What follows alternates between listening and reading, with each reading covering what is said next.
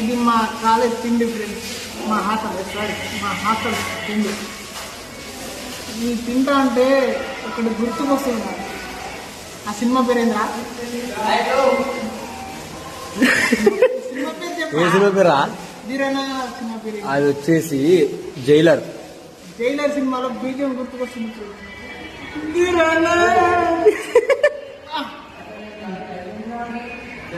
తినబుద్ధి బాగా ఫ్రెండ్స్, అసలు తినబుద్ధి అట్లా ఫ్రెండ్స్.